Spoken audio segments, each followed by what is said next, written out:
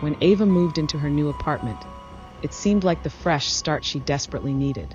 Quiet, cheap, newly renovated. But within the first week, she began hearing strange sounds at night. Metallic rattling, like something crawling through the air vents.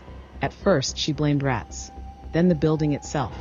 But when her toothbrush moved on its own, when food went missing, and when she found footprints in the dust leading from a vent to her bed, Ava realized something horrifying.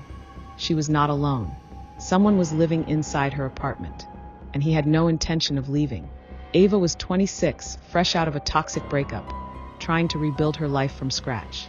She found a cozy studio in the heart of the city. It was old but charming, with hardwood floors, creaky cabinets, and a massive air vent above her bed. The landlord, a hunched man in his 60s named Mr. Hellman, offered it for an unbeatable price. Ava didn't ask why. She just wanted space, alone time, peace. The first few nights were fine. Some creaks in the walls, faint noises. She chalked it up to settling. But by night 5, she started to notice patterns. Every time she turned off the lights, a soft clink echoed through the vent. Something metallic, like metal fingers gripping metal grates. On night 7, Ava woke up to her toothpaste cap on the floor. Her bathroom light was on. She could have sworn she turned it off. Later that morning, she checked the vent above her bed. It looked smudged, like oily fingerprints on the inside of the grate. That's when the nightmares began. She started dreaming about a figure watching her, through slats in the wall. Pale eyes, no sound, just breathing.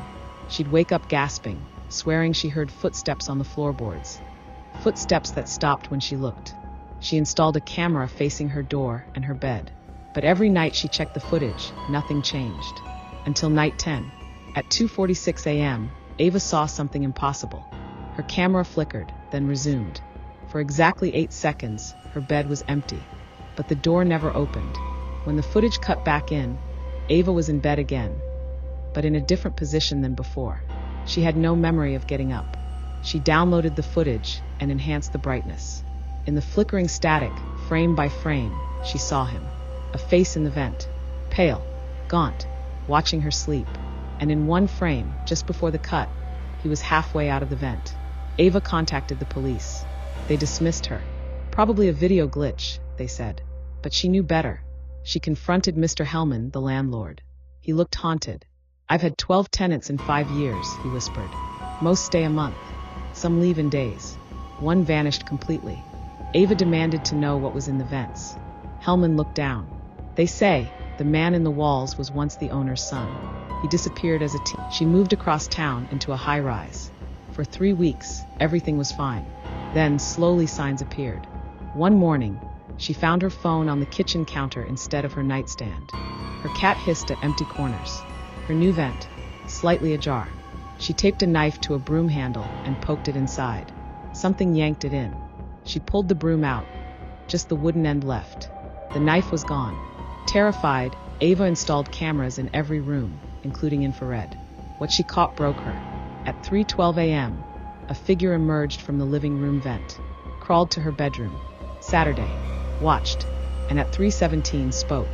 The voice was barely audible. "Don't move, you'll wake her." Ava fled the next day. She showed the footage to authorities, but the files corrupted when she tried to upload them. She began researching, found an old online forum with other tenants of the same building. One woman wrote, "I thought I was alone, but I heard whispers in the vents every night. When I left, the whispers followed me."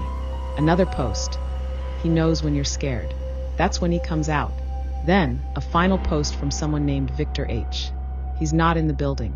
He's in the air system. He's in the vents, the pipes, the walls. When you breathe him in, he learns you. That's how he travels. You let him in." Ava checked herself into a psych hospital after weeks of no sleep. But even there, it didn't stop. She heard metal shifting in the ceiling. The nurses never believed her. One night, her roommate vanished. They found the vent unscrewed. Ava begged to be moved, but they strapped her down for safety. She screamed until her throat bled. That night, a nurse found her bed empty. The door locked. The vent open. They never found her. Only the footage remained. 2:59 a.m., the vent opens. 2 pale hands reach out, and Ava smiles before climbing in. They say she became part of the system. that once he takes you, you join him. You learn the paths, the ducks, the silence, and then you find someone else who